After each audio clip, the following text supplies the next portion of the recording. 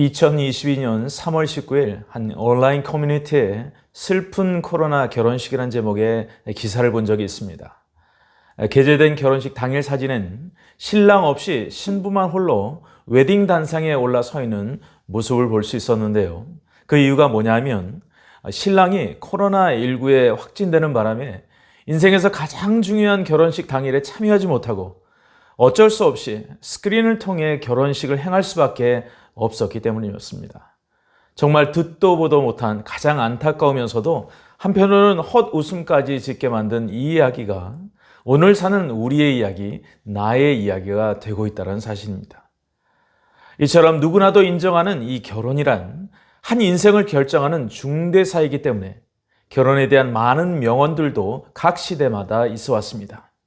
잘 알려진 대문호 톨스토이는 행복한 결혼 생활에서 중요한 것은 서로 얼마나 잘 맞는가 보다 다른 점을 어떻게 극복해 나가느냐이다 라는 명언을 남겼고, 철학자 소크라테스는 반드시 결혼하세요. 좋은 아내를 얻으면 행복할 것입니다.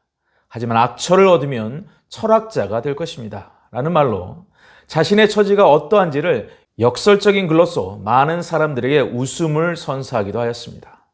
하지만 저는 개인적으로 시인 하이네의 결혼에 대한 정의를 좋아하는데요. 결혼이란 어떤 나침판으로도 일찍이 그 항로를 발견한 적이 없는 거친 바다와 같다라는 글이었습니다. 자, 이처럼 결혼이란 역사를 걸어가는 사람이면 누구나 인정하듯 우리 인생의 가장 중요한 부분이자 동시에 힘든 여정을 헤쳐나가야 하는 항해와도 같습니다. 자, 그렇다면 과연 성경에서 말씀하는 결혼의 정의란 무엇일까요?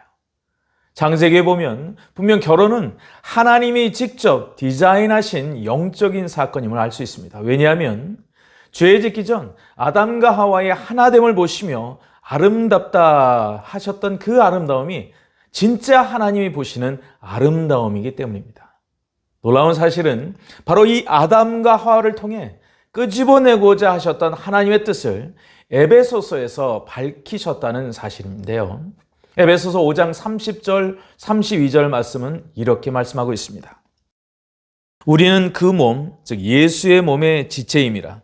그러므로 사람이 부모를 떠나 그의 아내와 합하여 그 둘이 한 육체가 될지니 이 비밀이 크도다. 나는 그리스도와 교회에 대하여 말하노라. 아멘.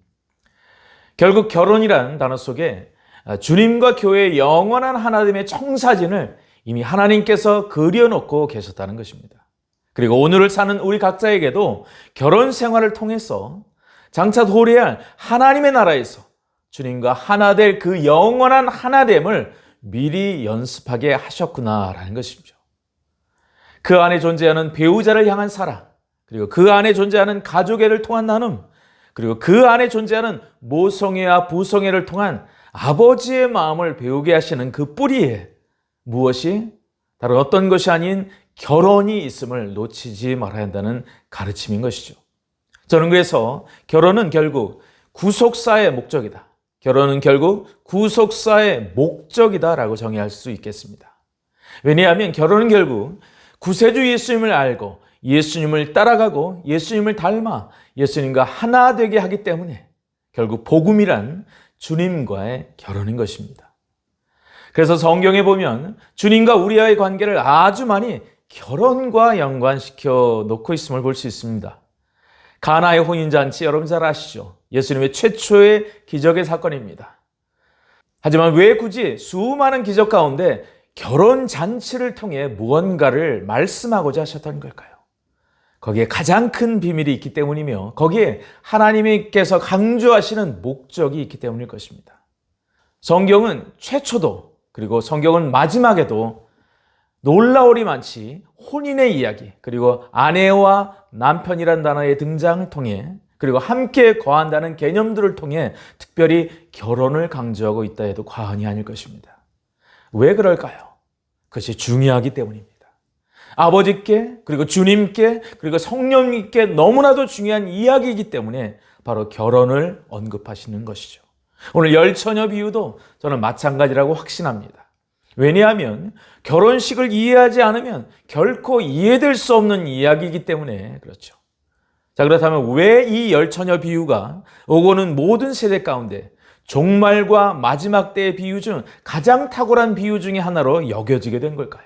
우리는 먼저 이 비유가 선포되고 있는 당대 갈릴리 결혼 풍습의 상황화로 방문할 필요가 있습니다. 우리 다 함께 마태복음 25장 1절로 10절의 말씀, 좀 길지만 같이 읽겠습니다.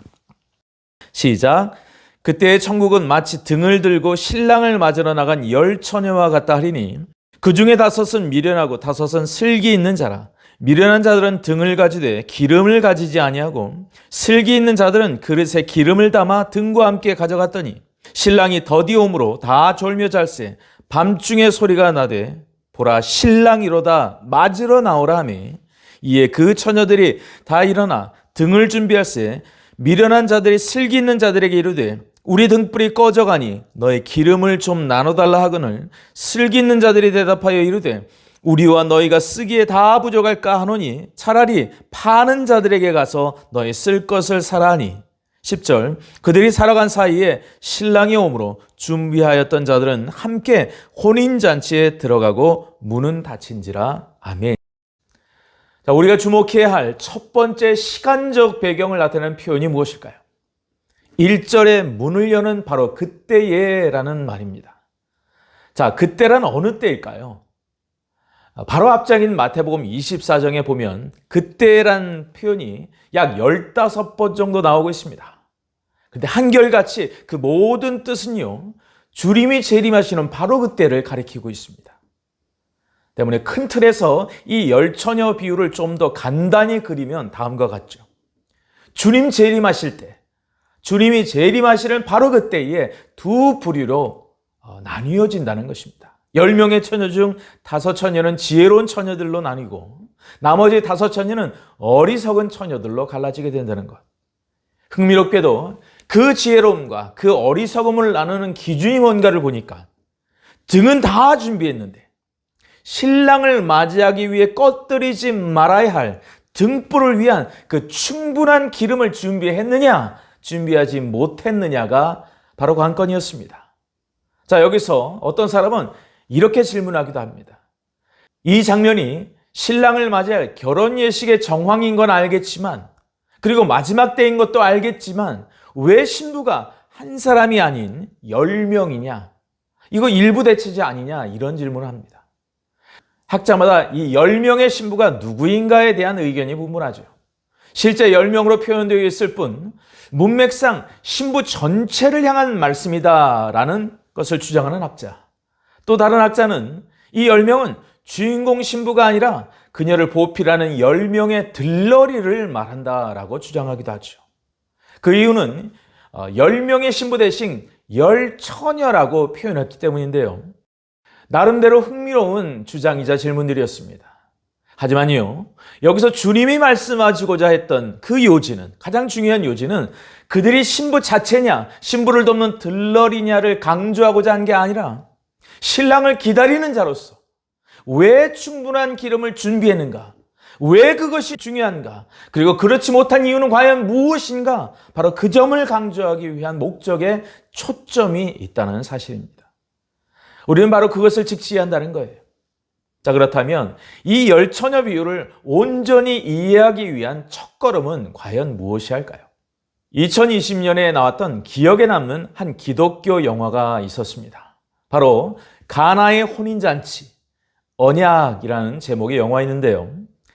제가 이 영화를 보면서 감사했던 것은요, 결혼에 관한 성경적 이해를 위해 철저하게 2000년 전 당대의 갈릴리 결혼 예식을 자세하게 시각적으로 그리고 지식적으로 아주 상세하게 고증을 했다는 점 때문이었습니다.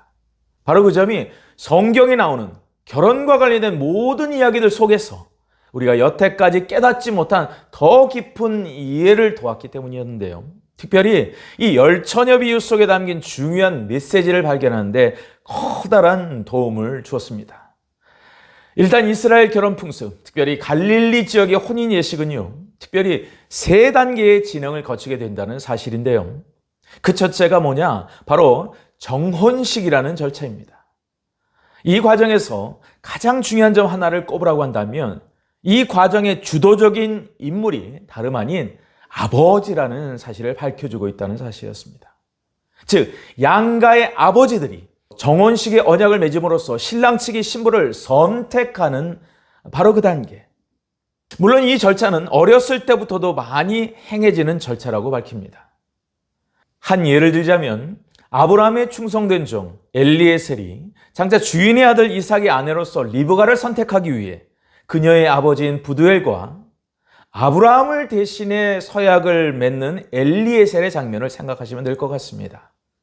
자, 이 과정을 영어로 표현하면 뭐라고 말하냐면 바로 engagement라고 말합니다.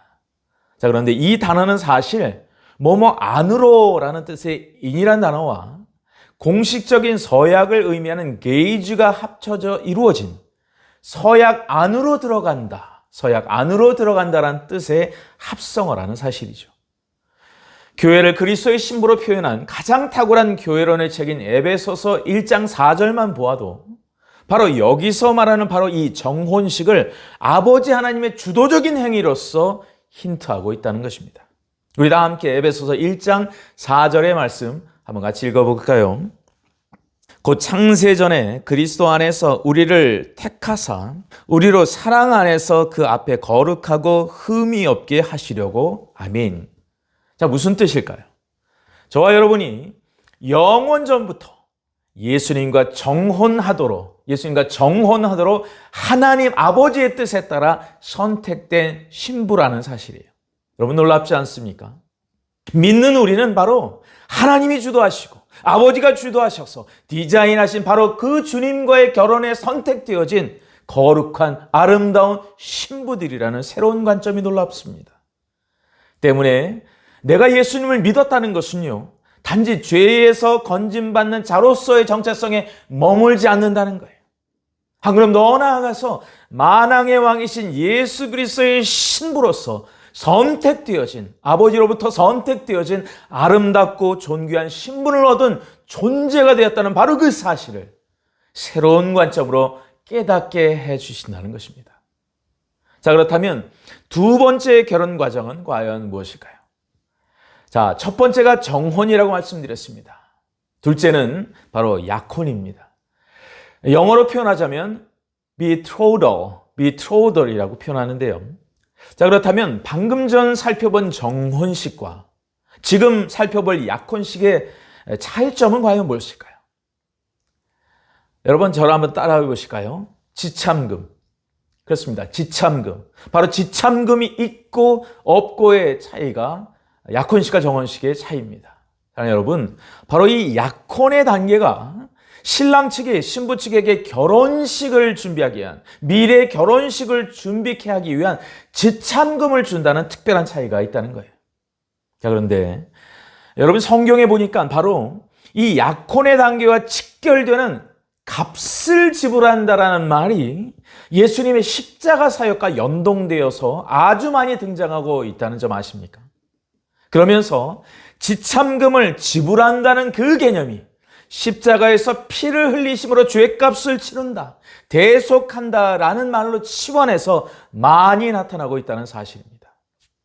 그러니까 예수님의 십자가 사역의 절정이 바로 혼인 예식에서의 두 번째 단계인 약혼, 즉 지참금을 지불하는 약혼식과 직결되어 있음을 기억하시기 바랍니다. 로마서 3장 23절은 이렇게 말씀합니다. 모든 사람이 죄를 범하였음에 하나님의 영광에 이르지 못했다고 말씀합니다. 왜 죄가 하나님의 영광에 이르지 못할까요? 죄의 삭은 사망이기 때문입니다. 생명이신 하나님 앞에 설 수 없는 상태라는 거예요. 하지만 우리에게 희망이 제시되고 있습니다. 로마서 5장 8절은 뭐라고 말씀합니까? 우리가 아직 죄인 되었을 때에 그리스도께서 우리를 위하여 죽으심으로 하나님께서 우리에 대한 자기의 사랑을 확증하셨느니라 말씀합니다.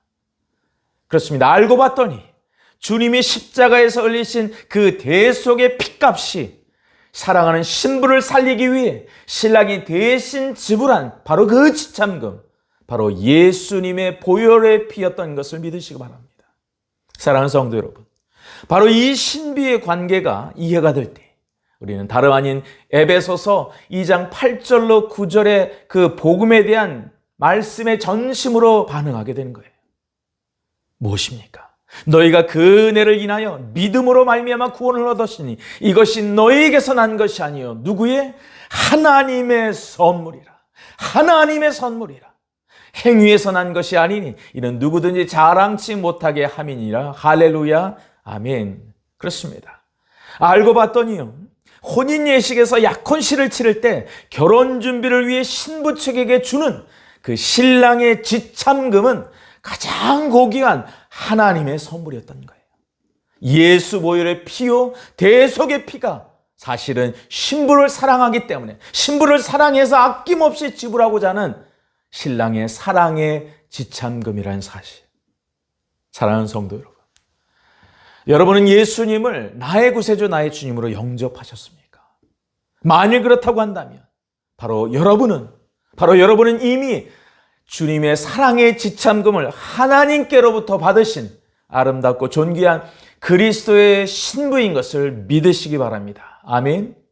약혼 상태에 계신 거예요. 그래서 하지만 여기서 우리가 놓치지 말아야 하는 또 하나의 것이 있습니다. 그것은 바로 약혼의 상태에 요구되는 갈릴리 결혼 풍습에는 거룩한 의무가 반드시 동반된다는 사실이에요. 자, 그렇다면 이 의무는 과연 무엇을 말하는 걸까요? 첫째는 약혼식이 행해지고 신랑으로부터 지참금이 신부에게 전달될 때 그때로부터 이제는 결혼식이 행해질 때까지 신랑은 신부와 1년 동안을 떨어져 있어야만 한다는 거예요. 기다림의 시간이 요구됐다는 거예요. 둘째는 무엇인가? 바로 가장 중요한 핵심 메시지일 수도 있는데요. 사실 법적으로 보면 이 약혼은 마지막 단계인 결혼식의 버금가는 법적 구속력이 있었다고 합니다. 예를 들면 1년이 채워지기 전 만일에 갈라서는 일이 발생될 경우 이혼으로까지 간주되었다고 하니 이 기간 자체가 의무가 없는 기간이 아니라는 거예요. 의무가 있는 기간이라는 거예요. 심지어는 말이죠, 약혼 기간 중에 불의의 사고로 남자가 객사하게 되었을 경우 그 신부를 과부라고 불렀다고 합니다. 사랑하는 성도 여러분, 저는 우리가 이 부분에서 강조하는 진짜 영적 메시지를 붙들었으면 합니다. 법적인 구속력이 있다라기보다 신랑을 향한 신부의 목마름이 있어야 한다는 거예요. 바로 그 점이 우리가 이 단계에서 깨달아야 한다는 거예요. 예수를 향한 나의 갈망이 요구되는 바로 가장 중요한 시기가 바로 이 약혼의 시기라는 것입니다. 왜냐하면 바로 아직 재림을 맞이하기 전의 오늘의 우리에게 요구되는 가장 중요한 메시지가 신부로서 예수님을 향한 갈망이라는 것을 이 상황을 통해서 표명하고 있기 때문에 그래요. 우리의 부부관계가 우리의 이러한 주를 향한 영적인 갈망의 상태를 점검하는 거울이자 바로미터가 될 수 있다는 것입니다. 바로 이 약혼식이 십자가의 복음을 믿는 우리 신앙 고백임을 믿으시기 바랍니다. 하지만요, 더 중요한 피날레가 남아있죠. 바로 갈릴리 결혼 풍속에 비추어 볼 때 마지막 결혼 예식이 남아 있습니다. 이것이 진짜 완성의 단계로서 신랑이 다시금 신부를 맞이하러 오는 예수님의 재림을 예언적으로 나타내는 것입니다. 주님은 이 갈릴리 결혼 문화를 정확히 아시고 정곡을 찌르시면서 주님의 재림을 이 결혼 예식에 빗대어 비유로서 말씀하셨던 거예요. 사랑하는 성도 여러분, 놀랍게도 신부란 말에 담긴 그 뜻이 이러한 메시지를 잘 품고 설명해 주고 있는 거 아십니까? 제가 아가서를 강의할 때 여러 번 반복해서 강조했던 부분이 무엇인가 하면 바로 신부란 단어 속에 감추어진 비밀이었습니다. 신부는요, 히브리어로 칼라라고 하는데 그 첫째 의미는 신부가 왕관을 쓰다라는 의미며, 둘째는 종말이라는 뜻이 있고요. 셋째는 완성 또는 성취라는 뜻이 있습니다. 따라서 이 세 뜻을 바늘에 실과들 엮으면 어떤 뜻이 되는가? 그렇습니다. 신부란 마지막 때에 말씀을 이루고 성취하여서 왕관을 쓰는 자라는 거예요. 다시 한번 말씀드립니다. 신부란 마지막 때에 말씀을 이루고 성취하여서 왕관을 쓰는 자. 그러니까 진짜 영광스러운 신부로서 왕관을 쓰는 때는, 진정한 만왕의 왕의 왕으로서 서게 되는 때는 약혼식이 아닌 결혼식, 즉 마지막 주님의 재림 때가 되는 것을 믿으시기 바랍니다. 바로 그때 1년의 약혼기간이 마무리되는 어느 날, 오직 신랑의 아버지만이 아는 그날, 신랑은 신부를 데리러 다시 오시게 될 것입니다. 그리고 다시금 아버지의 집으로 데리고 간 후 잔치에 참여한 모든 사람들과 함께 7일 동안이나 잔치를 배설하기 위해서 문을 닫게 된다는 것입니다. 사랑하는 성도 여러분, 자 그렇다면 마태복음 25장 오늘 본문에 그 열처녀 비유는 이 결혼을 완성하기 위한 일련의 세 과정 중에서 과연 어느 시점, 어느 과정에서 벌어진 사건을 힌트하는 걸까요? 바로 신랑 예수님께서 이 땅에 재림하시는 그때 마지막 말씀을 이루고자 신부에게 왕관을 씌워주시는 바로 그때를 말씀하고 있습니다. 그때를 위해서 기름을 준비하라는 촉구를 강력하게 말씀하고 계시는 거예요. 자, 그런데 오늘 열처녀 비유의 말씀을 준비하는 가운데 성령께서 제 마음 가운데 강력하게 하이라이트 해주시는 부분 하나가 있었습니다. 그것이 무엇인가? 전통적으로요, 이 말씀의 요지가 무엇이냐면 신부의 입장에서 신부가 과연 무엇을 준비해야 하는가에 초점을 둡니다. 전통적으로. 자, 그런데 성령께서 이 말씀의 온전한 이해를 위해서는 신랑은 과연 이 기간에 무엇을 준비하는가를 다시 한번 신약 성경을 들춰보면서 본문과 함께 상고하면서 살펴보라는 마음을 주셨습니다. 왜 그러냐면 열처녀 중 어리석은 5처녀들이 어리석게 되는 가장 큰 이유가, 그 중에 하나의 이유가 뭐냐? 신랑이 어떠한 태도, 어떠한 자세로 신부를 위해서 지금 무엇을 준비하고 있는가를 바라보지 않기 때문이라는 거예요. 여러분, 신랑이 과연 무엇을 했던 걸까요? 바로 이 기다림의 시간에 우리 다 함께 요한복음 14장 2절로 3절의 말씀을 통해서 확인해 보겠습니다. 요한복음 14장 2절로 3절의 말씀, 시작. 내 아버지 집에 거할 것이 많도다. 그렇지 않으면 너희에게 일렀으리라. 내가 너희를 위하여 거처를 예비하러 가노니 가서 너희를 위하여 거처를 예비하면 내가 다시 와서 너희를 내게로 영접하여 나 있는 곳에 너희도 있게 하리라. 아멘. 신부가 기름을 준비하고 예복을 준비하는 동안 신랑은 무엇을 하고 계셨던 걸까요? 네, 그렇습니다. 사랑하는 여러분, 그분은요, 신부와 함께 거할 신방을 열심히 짓고 계셨던 거예요. 아버지의 집에서 말이죠. 실제로 갈릴리 지방에서 약혼을 한 신랑이 하는 것이 무엇인가? 특별히 목재를 구입한다고 합니다. 그리고 아버지 집에 가서요, 새로운 신방을 짓는데 그 증축, 건축 사업에 몰두를 한다고 하죠. 그런데 그 일은 사실은 결코 쉬운 일은 아니었다는 거예요. 왜냐하면 그것만 하는 것이 아니라 또 무엇을 하냐면 결혼식 피로연을 철저하게 준비했고요. 새로운 신방에 놓을 가구와 이불과 등불과 그릇까지도 준비하는 섬세한, 또한 세심한 노력까지 신랑이 다했다는 것입니다. 사랑하는 성도 여러분, 우리 주님은요, 지금도 우리를 위해 거처를 준비하고 계심을 믿으시기 바랍니다. 주님의 열심으로 바로 그 일을 지금도 하고 계시는 것입니다. 그런데 바로 그 주님의 그 열심을 바라보지 않을 때, 아무 생각 없이 그냥 세월아 내월아 흘러갈 때, 그 주님을 주목하지 않을 때, 그래서 우리는 게을러질 수밖에 없는 어리석은 처녀가 된다는 사실이에요. 왜 굳이 주님께서는 마지막 때를 가리켜 중요한 비유를 결혼식의 배경을 둔 열처녀 비유, 신부들의 비유로 예를 들었을까요?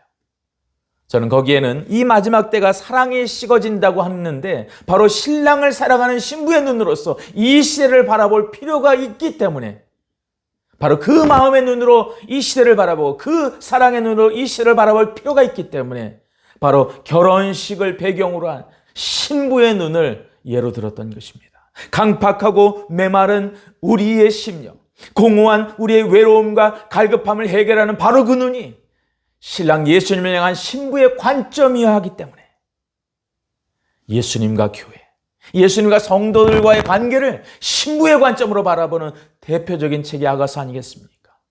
근데 그 책에서도요, 바로 이러한 신부 패러다임으로 시대를 바라볼 때 이 시대의 문제는 지식과 정보가 아니라 진짜 이 시대의 문제가 무엇인가? 메마르고 공허하기 짝이 없는 그 빈 공간에 신랑을 향한 신부의 사랑이 없다는 거예요. 바로 그 사랑 없음을 깨달으라는 것입니다.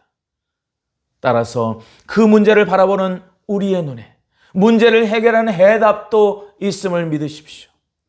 바로 우리를 향한 하나님의 사랑을 신부의 눈으로 바라볼 때 모두가 사랑이 필요한 존재임을 보게 되는 것입니다. 모두가 공허한 세상 가운데 필요한 것은 오직 예수 그리스도의 예수 생명, 예수 사랑인 것을 깨닫기 시작하는 거예요. 자, 그렇다면 오늘 슬기로운 처녀와 어리석은 처녀의 근본적인 차이는 어디에 있는가? 그렇습니다. 중심에 있는 거예요. 하트에 있는 거예요. 하트. 얼마나 내가 주님을 순수하게 사랑하고 얼마나 주님을 순수하게 갈망하는가라는 그 하트의 차이. 그것이 바로 그들의 준비의 삶을 차이나게 하는 결정적인 요인이자 동시에 그들을 바라보는 주님의 눈길을 차이나게 하는 근본 이유가 되었던 것입니다. 사랑하는 성도 여러분, 저는 이 열처녀 비유를 달리 말하면 기름을 준비하라 라기보다는 보다 원초적인 성경적 해답으로서 표현할 필요가 있다고 생각합니다. 그것은 바로 열처녀 비유는 첫 계명을 첫 자리에 회복하라는 말씀이에요. 다시 한번 말씀드립니다. 이 열처녀 비유는 첫 계명을 첫 자리에 회복하라는 그 메시지의 말씀인 거예요. 왜냐? 결국 그 기름이라는 것은 하나님과의 관계에서 흘러내리는 사랑의 기름 아니겠습니까? 내가 성령 충만할 수 있는 바로 그 단 하나의 이유, 한마디로 말하면 그것은 하나님을 사랑하는 것에서 비롯되는 거예요. 그러므로 열처녀 비유는 하나님 사랑을 회복하라는 메시지인 것입니다. 또 하나, 이 열처녀 비유에서 슬기로운 처녀와 어리석은 처녀를 구분짓게 하는 핵심이 있습니다. 그것은 마지막 때를 인식하고 준비하는 때를 분별하는 영성이 필요하다는 거예요. 실제로 오늘 마지막 때에 대한 열처녀 비유의 말씀이 선포되는 현장에서 제자들의 첫 번째 관심사는 바로 언제 구체적으로 임하는지에 대한 바로 때에 대한 관심 아니었겠습니까? 근데 그때 주님께서 그들의 마음을 꿰뚫어 보시며 하신 말씀이 무엇일까요? 마태복음 25장 13절에 이렇게 말씀하죠. 그런즉 깨어있으라. 너희는 그 날과 그 때를 알지 못하니라. 그런즉 깨어있으라. 아멘. 평행본문인 마가복음 13장 32절에서 이렇게 얘기합니다. 그러나 그 날과 그때는 아무도 모르나니 하늘에 있는 천사들도 아들도 모르고 아버지만 아시느니라. 아멘. 천사들도 아들도 신부도 모른다. 오직 누구만? 아버지만 아신다는 거예요. 그러므로 너희의 최우선 과제는 무엇인가? 늘상 일상의 삶으로서 깨어있는 삶을 살아내라. 습관적으로 살아있는 삶을, 깨어있는 삶을 살아내라. 바로 그 주장이신 거예요. 자, 그렇다면 그렇게 강조하시는 그 깨어있다는 것은 247 눈을 뜨고 있으라는 뜻일까요? 아니면 어떤 경우에 적용되는 표현일까요? 그 영적 해답은 역시 기름을 준비하는 것과 깊은 관계 속에서 발견할 수 있습니다. 자, 이것이 무슨 말인가? 오늘 어리석은 처녀와 슬기로운 처녀를 구분하는 기준은 무엇이었습니까? 네, 그렇습니다. 기름을 준비했는가? 기름을 준비하지 않았는가였어요. 그런데 마태복음 25장 13절에 보니까 이 비유를 종결지는 그 마지막 절에 하신 말씀은 깨어있음이 바로 슬기로운 처녀와 어리석은 처녀의 차이라고 치환해서 표현하고 있습니다. 깨어있음. 즉 어리석은 처녀는요, 기름을 준비하지 않았다는 것, 깨어있지 않았다는 것과의 매일반이라는 것입니다. 기름이 하나님과의 친밀한 관계 속에서 부어지는 성령 충만임을 감안할 때, 기름이 하나님과의 친밀한 관계 속에서 부어지는 성령 충만인 것을 감안할 때 결국 깨어있지 않았다는 것은 무슨 뜻인가? 하나님과의 관계가 친밀하지 않았다는 것이고 그 하나님의 말씀을 전심으로 내가 순종하며 살아내지 않았다는 것이며 오늘 하나님께서 성령을 통해 말씀하시는 그 음성에 청종하기보다는 세상의 가치, 판단의 기준 소리들에 내 영적 가치관의 삶을 편승했다는 것을 의미하는 것 아니겠습니까? 성경에서 신부란 교회요, 성도임을 감안할 때 마지막 때의 교회, 잠자는 교회, 깨어있지 않은 교회, 기름을 준비하지 않은 교회는 어떤 교회, 어떤 신부란 말입니까? 교회의 모습은 갖췄어요. 그러나 하나님의 마음으로 영혼들을 보는 것이 아니라 사람의 마음, 사람의 판단, 사람의 평가 기준으로 세상의 가치관 만족시키러 가는 부지불식간에 선포되는 그 모든 종류의 시도를 하는 행위를 말하는 것입니다. 그것이 바로 어리석은 처녀와 같은 교회요 성도라는 거예요. 문제는 이러한 어리석은 처녀의 데스티니가 어떻게 종결되는가? 아버지의 집에서 행해지는 어린 양의 혼인잔치, 바로 그 결혼 예식의 피로 연해 궁극적으로 들어가지 못하게 된다는 엄중한 메시지가 선포되고 있습니다. 결국 하나님이 나를 사랑하지 않는 것이 아니라 사실은 천국에 들어가지 못하는, 아버지의 집에 들어가지 못하는 그 단서는 내가 진짜 하나님을 믿는 자녀가 아니었다는 충격적인 사실입니다. 즉 영적으로 친자 검사를 해볼 필요가 있다는 거예요. 믿음에 있어서 내가 가진 믿음이 진짜 믿음인가? 나는 하나님의 자녀라고 철떡같이 믿었는데 친자 확인을 해보니까, 믿음의 근거에서 친자 확인을 해보니까 친자가 아닌 경우와 같은 결론이 났던 거예요. 어리석은 처녀가 바로 그러한 경우라는 것입니다. 사랑하는 성도 여러분, 그렇다면 이러한 어리석은 처녀를 어떻게 구분할 수 있을까요? 이들이 했던 말에 단서가 있습니다. 우리 다 함께 마태복음 25장 11절로 12절의 말씀 함께 같이 읽겠습니다. 시작.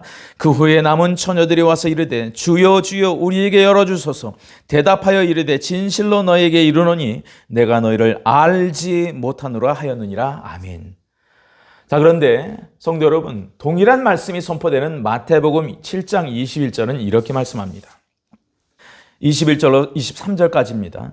나더러 주여 주여 하는 자마다 다 천국에 들어갈 것이 아니요 다만 하늘에 계신 내 아버지의 뜻대로 행하는 자라야 들어가리라. 22절. 그날에 즉 주님의 재림날에 많은 사람이 나더러 이르되 주여 주여 우리가 주의 이름으로 선지자 노릇하며 주의 이름으로 귀신을 쫓아내며 주의 이름으로 많은 권능을 행하지 아니하였나이까 하리니 그때에 내가 그들에게 밝히 말하되 내가 너희를 도무지 알지 못하니 불법을 행하는 자들아 불법을 행하는 자들 내게서 떠나가라 하니라. 아멘.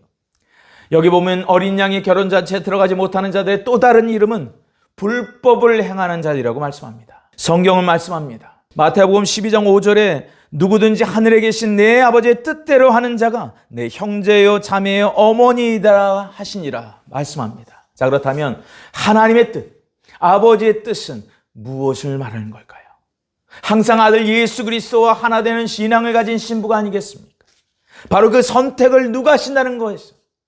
영원 전부터 아들을 위해 신부를 택정하시기까지 아버지께서 하신다고 말씀했습니다. 그것은 모든 것을 아시는 전능하신 하나님께서 그 신부된 성도가, 그 신부된 교회가 끝까지 아들과 하나 되는 길을 지속적으로 따라가는 그 모습을 보셨기 때문이 아닐까요? 저는 그 신부의 모습이 가장 잘 드러난 구절이 바로 마태복음 16장 24절의 말씀이라고 믿습니다. 이렇게 말씀합니다. 이에 예수께서 제자들에게 이르시되 누구든지 나를 따라오려거든 자기를 부인하고 자기 십자가를 지고 나를 따를 것이니라. 아멘. 그렇습니다. 슬기로운 처녀는 다른 것이 아니었어요. 예수를 따르는 자인 거예요. 예수와 함께 기꺼이 자신의 인생을 올인할 수 있는 전심의 소유자였던 것입니다. 그리고 그 예수를 따라갈 뿐만 아니라 닮아가서 영원토록 하나 되고자 하는 자예요. 바로 기름을 준비한다는 바로 그것, 항상 깨어있다는 바로 그것의 진정한 의미가 바로 이 구절에 담겨 있습니다. 주님이 가신 그 길, 비록 어렵고 험난한 좁은 길이라 할지라도 주님이 가신 그 길이 진리이기 때문에 세상의 가치관이 아닌 주님의 가치관을 붙들고 걸어가는 교회와 성도, 오늘도 주님이 그들에게 불러주시는 유일한 이름은 다름 아닌 그리스도의 신부가 되는 줄 믿습니다. 아멘.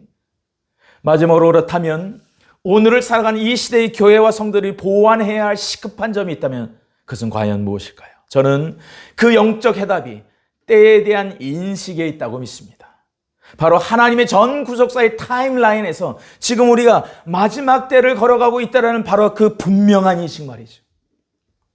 2020년에 보고된 미국의 교회의 현재 상태를 조사한 바에 의하면 마지막 때의 재림과 관련된 예언 구절의 정량적 퍼센트가 성경 전체의 3분의 1을 차지함에도 불구하고 오직 단 2%의 목사만이 재림과 관련된 예언 구절을 설교한다는 통계가 나왔습니다. 이것은요, 목사들이 의도적으로 종말의 주제를 회피한다는 사실을 방증하는 자료인 거예요.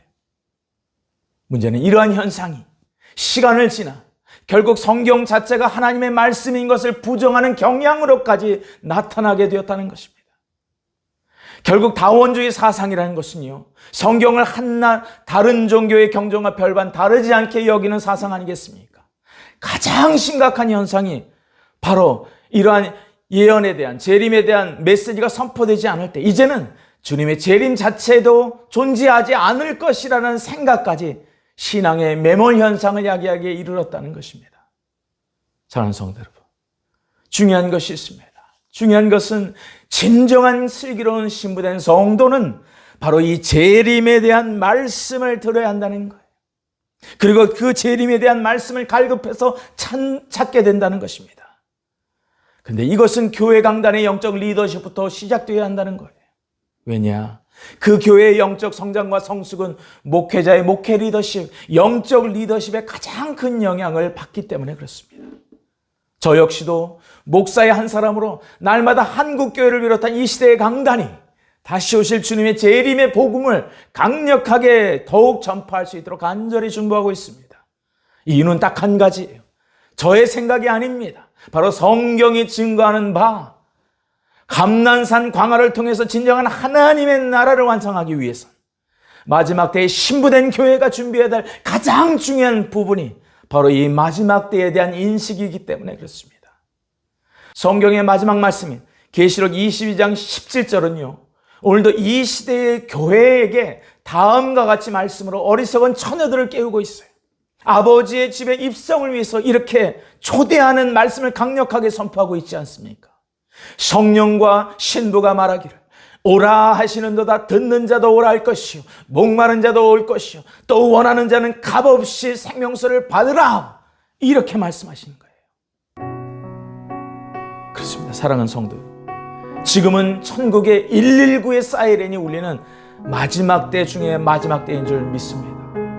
오늘 이 열처녀비유의 말씀이 촉구하는 주의 음성이 단지 사라지는 메아리가 되지 않고 우리의 심령을 찔러 쪼개기까지 해서 우리 같은 하나님의 말씀으로 생명력 있게 여러분과 저의 심령을 다름질치기를 주님의 이름으로 축복하며 기도합니다.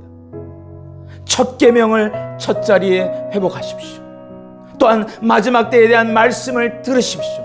그리고 들을 뿐만 아니라 그것을 선포하시는 이 시대의 거룩한 하나님의 나팔이 되시길 주님의 이름으로 축복합니다. 한 걸음 더 나아가 그리고 하나님께로부터 받은 그 사랑과 은혜를 흘려보내는 복음의 통로, 전도의 전사가 되십시오.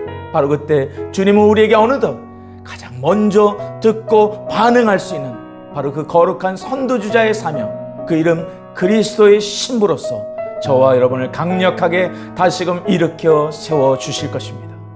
보라 신랑이로다 맞으러 나오라. 보라 신랑이로다 맞으러 나오라. 바로 이 재림의 복음의 기쁜 소식을 전파하는 하나님의 군대, 거룩하고 존귀한 그리스도의 신부들이 되시길 다시 한번 주 예수 그리스도의 이름으로 축복하며 기도합니다. 함께 기도하겠습니다. 사랑의 아버지 하나님, 우리의 마음의 눈과 귀를 열어 주시옵소서.